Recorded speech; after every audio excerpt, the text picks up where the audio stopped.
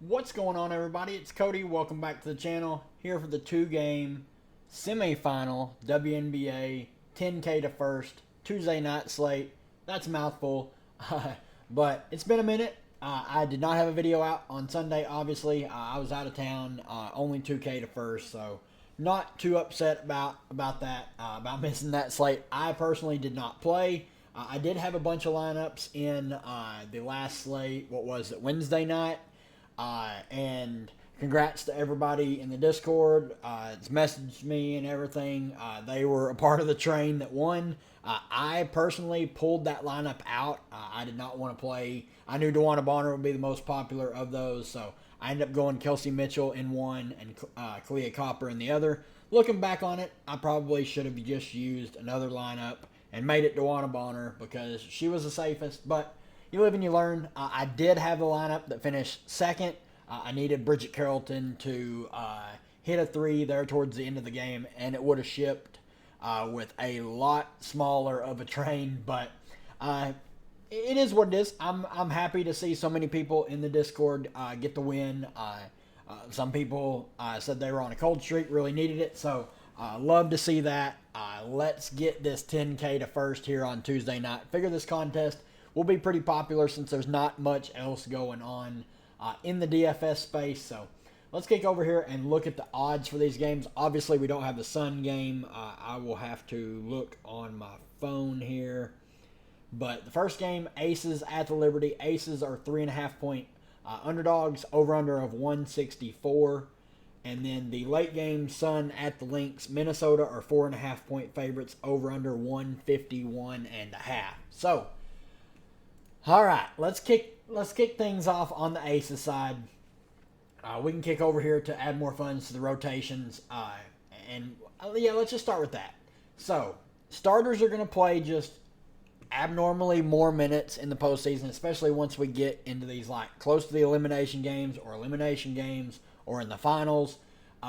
The rotations are just going to condense to such a small degree. So you have to hit your value plays. You're going to have to play value if you want to play any of the studs. So I just want to get that out of the way. And I want to mention, variance takes a massive leap forward in the playoffs. If you play a value play and they stink, it hurts.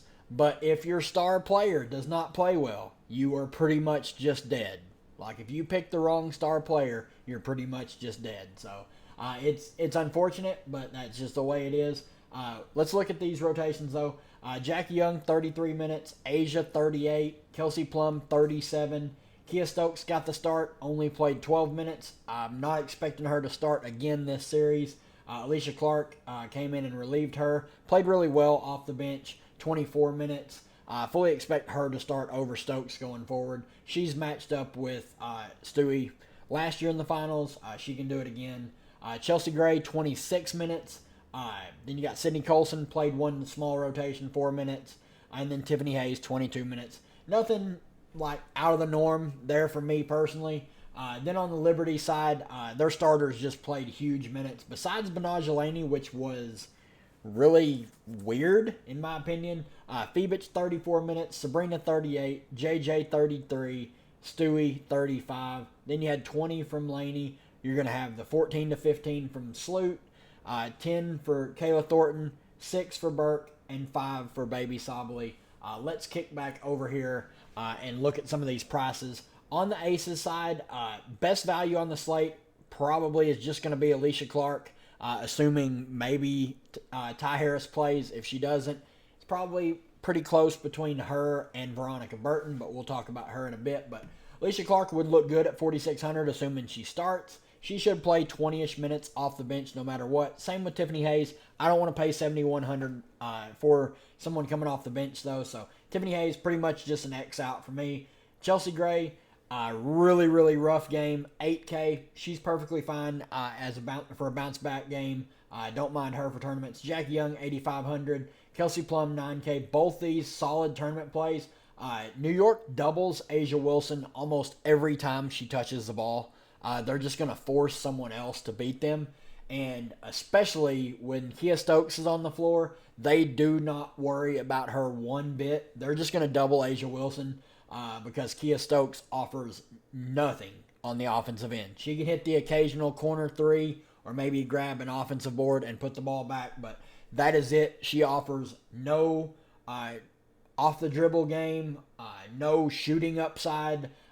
So they're really playing 4-on-5 on offense, and they're just doubling Asia. So if they want to win this series, they're going to have to get away from Stokes, put Alicia Clark out there who can hit the three, play more Tiffany Hayes who can hit the three. They just need to put shooters around Asia where they can't just double her the entire game.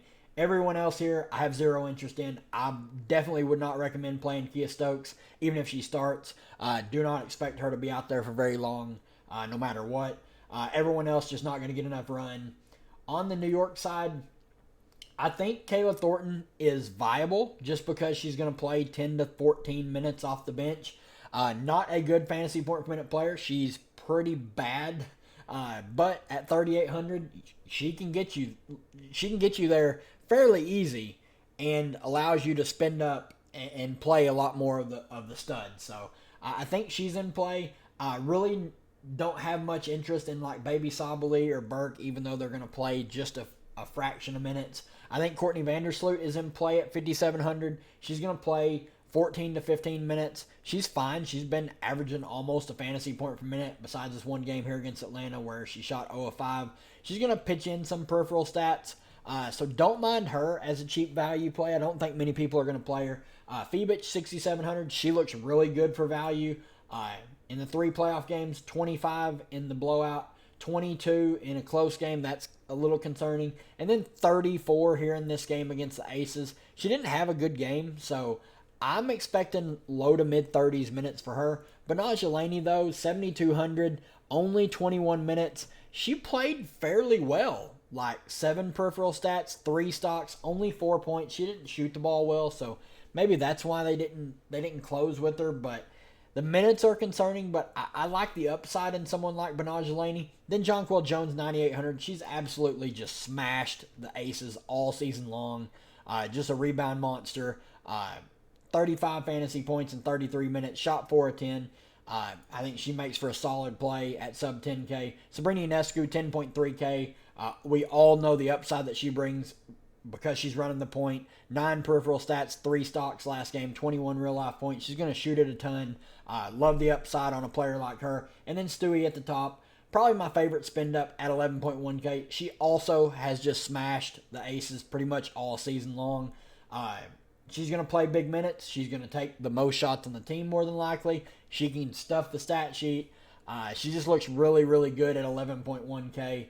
And then the late game, we'll kick over here to add more funds before we go break it down the point per dollar wise.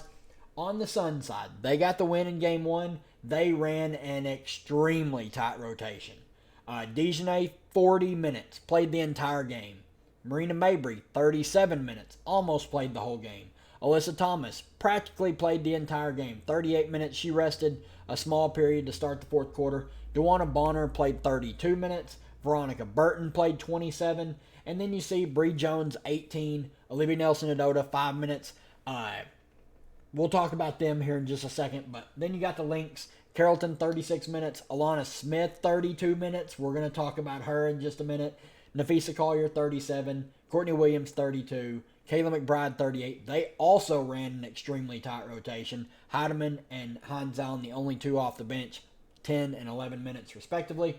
Let's kick back over here on the Connecticut side. So, Bree Jones is sub 7K. Really, really tempting to play her, but only 18 minutes. That's really concerning. She wasn't bad when she was out there, but Alana Smith was world starring her. So, not ideal. I do think there is merit to playing her in tournaments at 6,900. I have zero interest in playing Olivia Nelson-Ododa at over 5K. I just don't think she's going to play very much. I'm expecting them to just go small when Bree Jones is off the floor. So, zero interest in Olivia Nelson-Ododa. Veronica Burton, though, if she's going to play high 20s minutes or have the potential to play over 20 minutes, she had a really rough game. 2 of 7 shooting, only 2 peripheral stats. She can get you the peripheral stats, and she can score. I think she's a solid play at 5,400 for value. 27 minutes. That's a lot of minutes. That's assuming Ty Harris is out. If Harris is in, I would probably just X out Burton. I would not expect her to play at all. All four up top here, their four highest price plays: Dejanay 8,100, Bonner 87, Mabry 93, AT 10.8K. All four firmly in play. All four should play big minutes. Bonner's minutes are the least secure of the four, but we saw last game they pulled Dejanay's minutes. She only played 25 minutes the second game against Indy. So one of these players could get their minutes pulled down a bit, especially if Burton is playing well on defense. They will prioritize her defense over others if they need to. So definitely keep that in mind. The total is quite a bit lower in this late game, so keep that in mind as well. Then on the Minnesota side, we need to talk about Alana Smith. 8,300. If she's going to play 30-plus minutes, Alana Smith is probably just the best play on the slate, in my opinion. She's well north of a fantasy point per minute player. She just absolutely stuffs the stat sheet. 7 stocks, 12 peripheral stats last game. I mean, the game before that, 4 steals, 8 peripheral stats. Game before that, 3 stocks, 6 peripheral stats. She's just going to stuff the stat sheet, and if you ever catch the game where she scores 12 to 15 real-life points, man, she can really pop for a big, big game. Probably my favorite play on Minnesota for sure. They've just been giving her additional minutes. Only worry is if she was to get in potential foul trouble and Misha Hines-Allen comes in and plays well, that's going to eat into her minutes. Or if she just does not play that well, they may go to Misha Hines-Allen a little bit more, but fantastic tournament play in Alana Smith. Nafisa Collier at the top, 11.8K. Solid play, just steady as can be. One of the best players in the WNBA. She's been on a tear this postseason, playing practically the entire game, every game out. So not the best matchup, but love the spot for her. I think she can easily pay off that price point. Bridget Carrollton, 7,900. Put up 24 fantasy points, 17 real-life points, though. So that's a little bit concerning. She's pretty score independent, but obviously if the shot's falling, she can put up a huge score. Courtney Williams, another one. Her minutes ticked way up here against Connecticut, and she did not have a very good game, but the minutes were there. Still played 33 minutes. If she's going to play low to mid-30s minutes, it's really, really hard to pass up Courtney Williams at 7.7K. She shot 3 of 12. Obviously, there's a huge ceiling for a player like her. She's well north of a fantasy point per minute player if the minutes are there. Minutes haven't been there in the other 2 postseason games, 25 and 24, but the big spike up to 33 there in the last game. Definitely keep that in mind when building lineups. Kayla McBride, 7,500. I think she's a perfectly fine tournament play.